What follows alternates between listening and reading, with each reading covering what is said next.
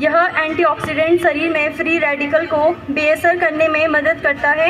इसमें उच्च मैग्नीशियम की मात्रा होने के कारण बीएससी की छात्रा आज आपके सामने एक हेल्दी ऑयल के बारे में बताने जा रही हूँ, जिसे आप और हम मूंगफली के तेल के नाम से भी जानते हैं।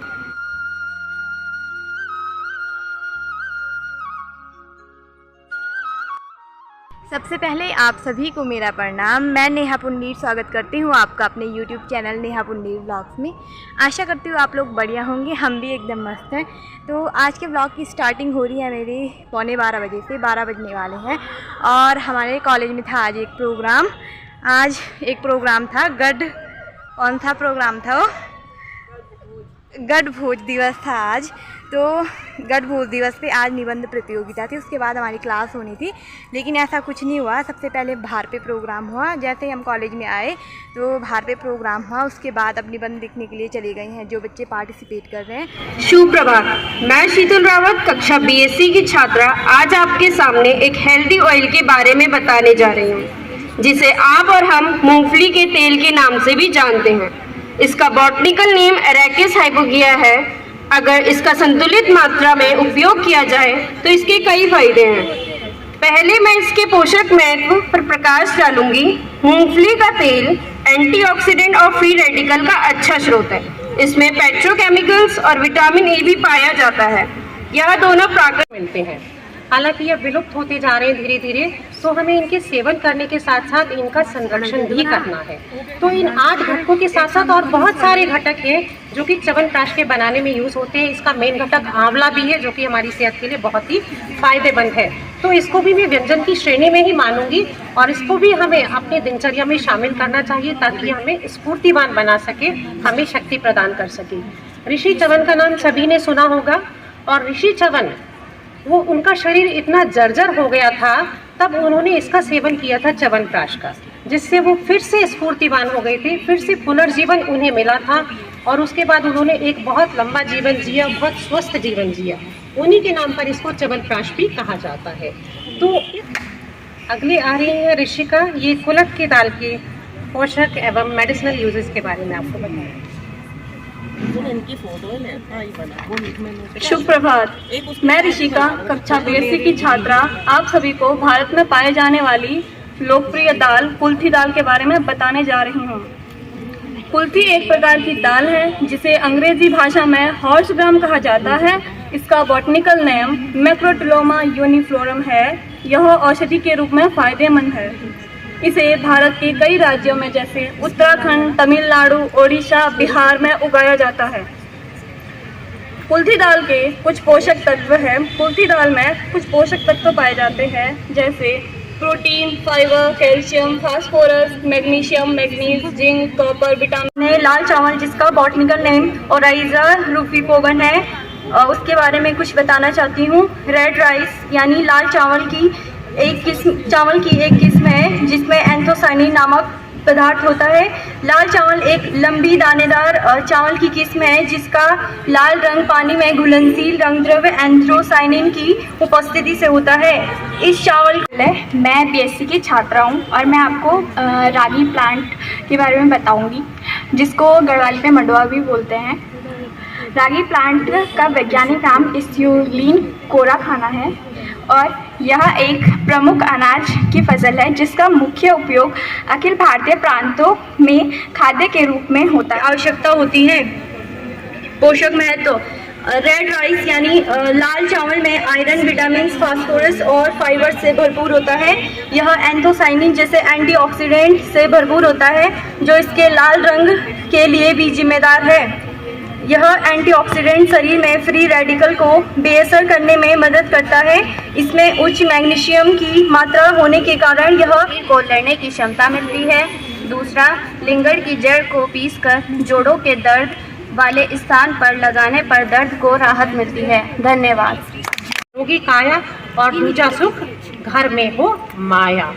तो मैं ये मानूंगी और मैं ये चाहूंगी कि आज के बाद आप पिज़्ज़ा बर्गर का सेवन छोड़ देंगे। छोड़ेंगे? Yes ma'am. पिज़्ज़ा, आप एक पिज़्ज़ा मीडियम साइज का पिज़्ज़ा अगर लेते हैं तो वो कम से कम cucumber is right answer. Next is a traditional sweet dish specifically prepared on special occasion. It is made up of rice, mustard. पहले मैं यहाँ पर उपस्थित सभी टीचिंग एंड नॉन टीचिंग का बहुत बहुत धन्यवाद देना चाहूँगी, जिन्होंने हमें सुना, हमारी छात्राओं का उत्साहवर्धन किया। मैं तहे दिल से उनका शुक्रिया करना चाहती हूँ। तो अब सभी हम रैली के लिए चलेंगे। Thank you so much. आप सबका, बच्चों का सबसे बड़ा धन्यवाद, जिनकी वजह से प्रोग्राम सफल हो पाया। हमारे प्राचार्य, बाकी सब टीचर्स अभी यहाँ पर नहीं है, लेकिन सभी प्राध्यापिकाओं का, सभी नॉन टीचिंग का बहुत बहुत धन्यवाद। बहुत बढ़िया।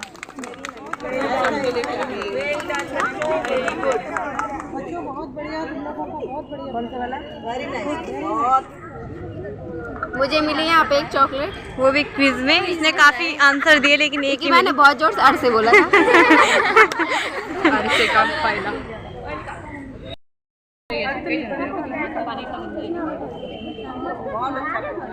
ब्लॉग है क्या?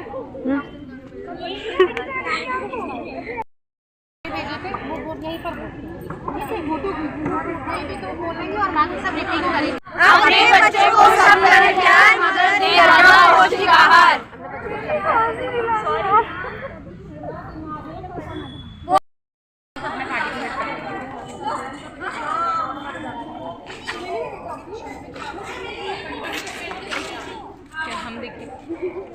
हाँ पारो, ये छोटा घंटा घर।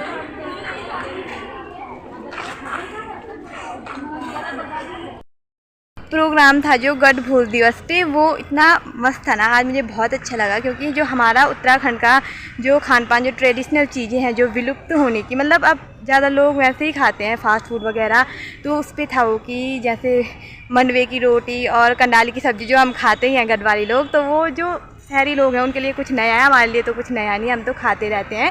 यहाँ तो नहीं खाते लेकिन गांव में खाते रहते हैं। मंडवे की रोटी कुछ नई बात नहीं हमारे लिए, हम तो खाते ही रहते हैं। लेकिन उन्होंने कुछ बच्चों ने बना के भी, मतलब बना के लाए थे, कुछ ने कंपटीशन, कुछ ने उनके चार्ट बनाए, कुछ ने उनके बारे में बताया, और मैम लोगों ने भी हमको उनके बारे में बताया। तो काफ़ी मस्त था, इंटरेस्टिंग था।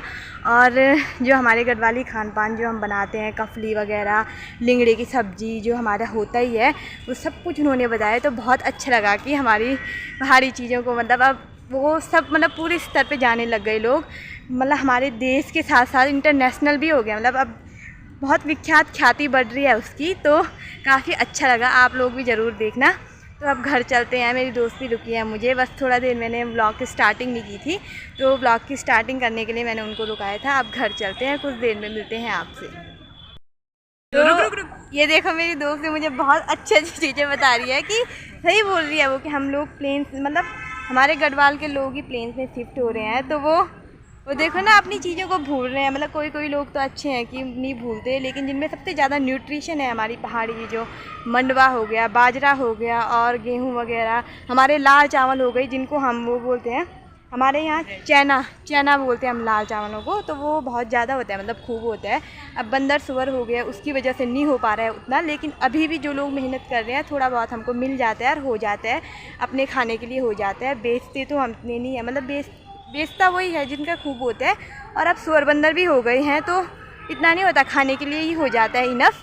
तो मतलब काफ़ी अच्छा लगा कि हमारे जो पहाड़ की चीज़ें हैं वो अब सब लोग जान रहे हैं, प्लेन्स के लोग और बाहर के, मतलब सब लोग पसंद करने लग गए हैं उनको। और हमारी डिशेस, मैम ने ये भी बताया कि हम वो कैसे बनाते हैं, काफली कैसे बनाते हैं, वो सब कुछ बताया उनको। हमको तो पता ही था, लेकिन जो नए थे, जो नए बच्चे जो नहीं जानते, जो पहाड़ के नहीं हैं, उनको काफ़ी अच्छा लगा।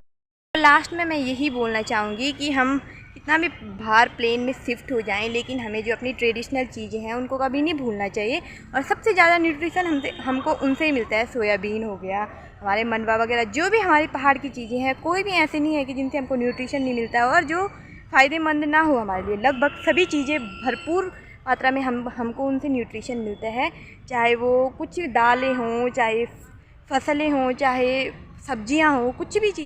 तो मेरी दोस्त पार्वती अभी आ रही है, कुछ बोलना चाह रही है वो। गाइस, आपका फेवरेट खाना क्या है गढ़वाल में, आप बताइए। आप बताना और कमेंट में ज़रूर बताना कि आपका फेवरेट खाना क्या क्या है, और आपको भी ये प्रोग्राम पसंद आया या नहीं आया। बच्चों ने काफ़ी मेहनत की है इसमें, और फेवरेट खाना ज़रूर बताना आप।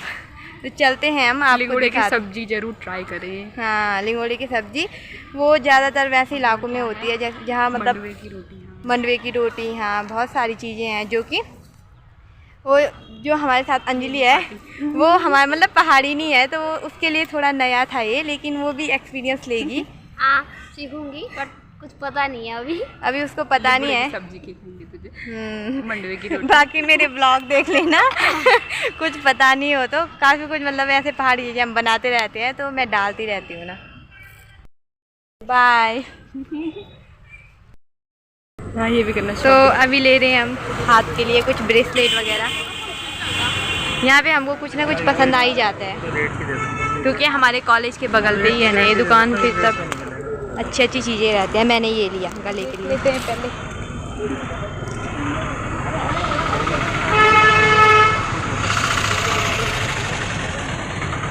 और पार्वती इसको ले रही है तो ये, अरे ऐसे मत करना, उसको खोल लेना। हाँ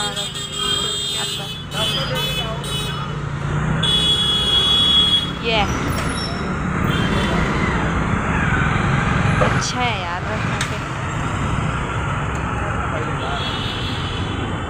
ईवी लाई आजकल बहुत ज़्यादा चल रही हैं। गले का भी है इसमें, हाथ के ब्रेसलेट भी है इसमें, ये वाले भी हैं इसमें। गाइस ट्राई जरूर करें।